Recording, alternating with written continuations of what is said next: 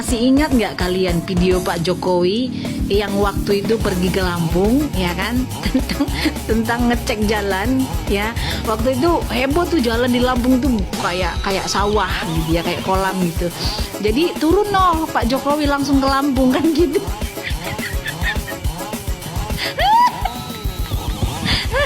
terus ditanya itu sama wartawan, gimana Pak jalan di Lampung? Pak Jokowi ngomong apa? Mulus, bagus kok jalan di Lampung. padahal nggak bisa dilewatin tuh jalan di Lampung. Jadi seperti itulah Pak Jokowi, ya, pribadi beliau itu. Walaupun beliau itu tahu, tapi ya pura-pura nggak tahu. Ya benar teman-teman, kalau Pak Joko itu ya kita lihat di sini, Pak D itu kerja dulu baru ngomong, bukan ngomong dulu baru kerja. Jadi dia mengomongkan atau membicarakan apa yang sudah dia kerjakan gitu, bukan ngomong akan gitu teman-teman. Apalagi ngomongin apapun, ngomongin apa yang nggak dia kerjakan. Ini karakter Pak Jokowi ya. Delok bolo ya. Aku ki bolak-balik ndelok pidatone Pak Prabowo iki kok iso nyelot suwi kaya ngguyu kekel terus karo hasile keri iki karo hasil akhire ngono lho maksudku kuwi ya. Akan saya kejar para koruptor. Hoi para koruptor. Akan saya kejar sampai gurun masuk. Wow, belgedes. Ya. Sampeyan iki kalah karo peperane Mak Lampir, Pak Wo. Kalah dipeperi Mak Lampir diraupne lunak ndingkle. Iya Bu. Wo, hastoke bebasno. Iya Bu. To wo, ke hastoke ke ono amnesti. Iya Bu. Eleh. Pret. Ya. Begitu juga itu Mak Lampirnya. Saya tidak akan masuk ke pemerintahan. Saya akan tetap menjadi oposisi. Hele. Wetengku gatel ngrungokne omong. Belgedes. Lah kok jebule saiki makin merapat. Para kader. Sekarang dukung pemerintahan yang ada belgedes. Kere. Sandiwara kere wi. Halo Pak Prabowo, saya pendukung setia. Tapi saya kecewa sama Pak Prabowo. Suara nyalimu tidak segarang suaramu. Nyalimu seorang mantan jenderal kalah sama nyali tukang kayu. Besok kesini nggak Pak Budet? Pak Jokowi. Salam NKRI. Hidup Pak Jokowi.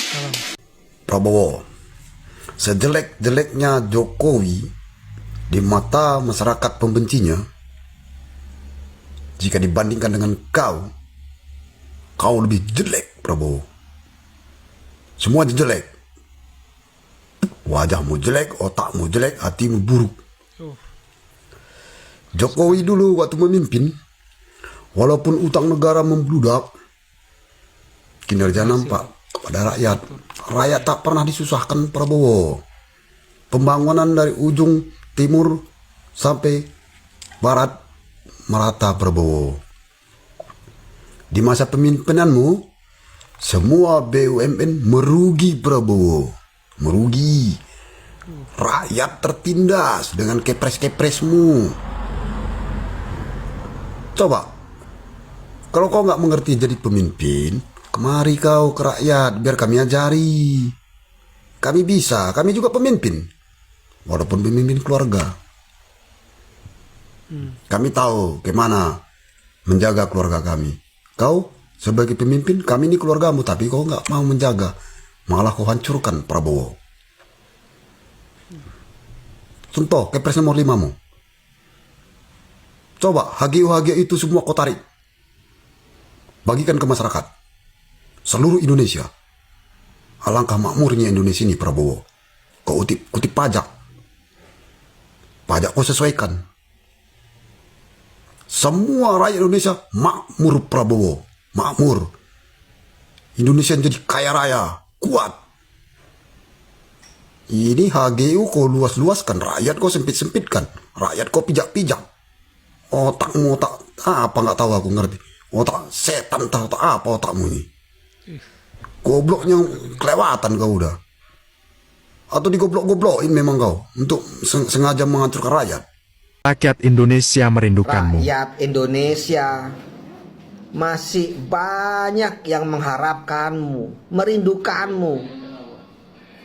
Comeback Bapak Joko Widodo. Ayo sehatkan dirimu untuk menyambut kerinduan rakyatmu.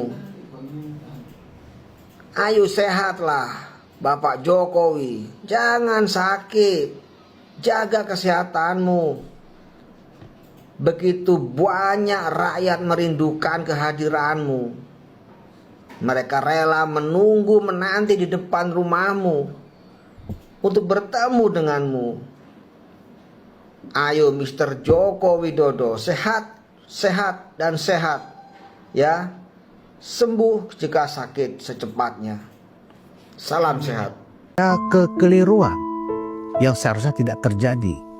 Ya, ketika presiden yang kita banggakan, Jenderal Prabowo Subianto, mengampuni 2 orang terpidana korupsi alias koruptor dengan hak prerogatifnya, memberikan amnesti dan abolisi kepada Hasto Kristianto dan Tom Lembong. Saya terus terang merasa ini tidak adil. Legitimasi moral presiden untuk memberikan amnesti dan abolisi kepada 2 orang ini sangat-sangat tidak ada. Betul, itu adalah hak prerogatif presiden, dilindungi oleh konstitusi. Tetapi ketika hak prerogatif itu dipakai secara brutal, dipakai secara sewenang-wenang, itu sama saja mengingkari hati nurani rakyat. Karena sebelumnya seluruh rakyat Indonesia pernah bangga, senang. Saya sangat menyesal sekali karena sudah menjadi relawan Prabowo Subianto.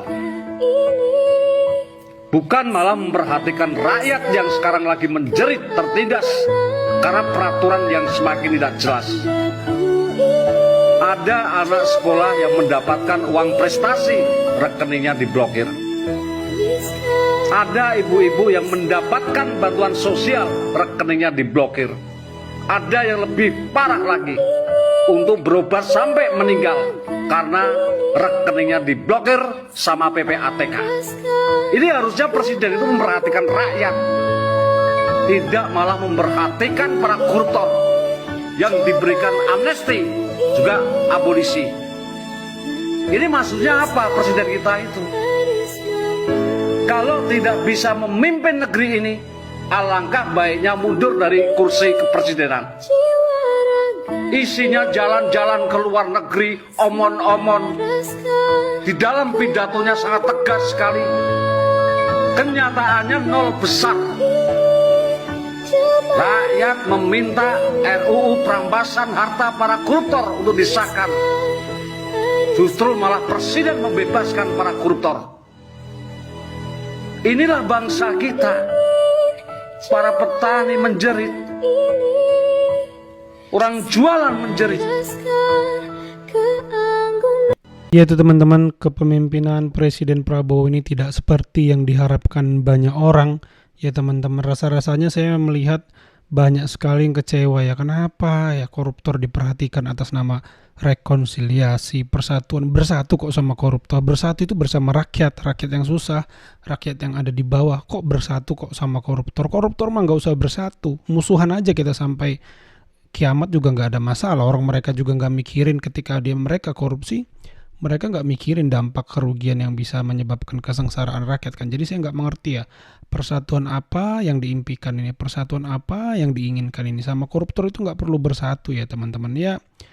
Menurut saya banyakin kerja lah ya, kerja-kerja untuk rakyat ya teman-teman ya. Karena sejauh ini saya belum melihat ada percikan-percikan yang membuat kita itu bangga seperti era Pak Jokowi dulu ya. Jalan Trans Papua, kereta cepat, apalagi MRT, LRT, ada begitu banyak percikan-percikan kerja-kerja yang bikin kita itu nasionalismenya bangkit ya. Sekarang saya belum melihat ya, yang saya lihat hanya mutar-mutar tanpa fokus ya teman-teman. Sebenarnya ini mau ngerjain apa gitu. Saya belum nemu gregetnya di mana ya teman-teman ya. Kalau menurut teman-teman bagaimana? Coba tambahkan di kolom komentar. Itu saja video kali ini. Terima kasih yang sudah menyimak sampai selesai. Sampai jumpa di video saya selanjutnya.